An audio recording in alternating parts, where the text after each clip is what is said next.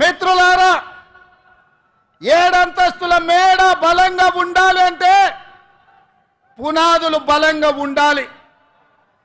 తెలంగాణ రాష్ట్రమే కాదు, దేశ రాజకీయాలలో కాంగ్రెస్ పార్టీ అధికారంలోకి రావాలి అంటే కార్యకర్తల పునాదులు బలంగా ఉండాలి.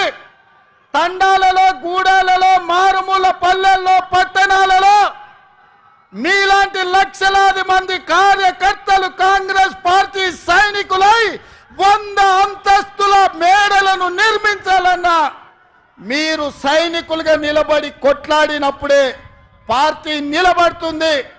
ఎన్ని కష్టాలు వచ్చినా, ఎన్ని నష్టాలు వచ్చినా, ఎన్ని కేసులు పెట్టినా, ఎంతమంది జైల్లో పెట్టినా మీ రక్తాన్ని చెమటగా మార్చి మీ ఊపిరినైనా వదిలిండ్రు కానీ ఈ మువ్వన్నెల జెండా వదలలేదు. మీ శ్రమతోనే, మీ కష్టంతోనే, మీ త్యాగంతోనే ఈ తెలంగాణ రాష్ట్రంలో ఇందిరమ్మ రాజ్యం ఏర్పడ్డది.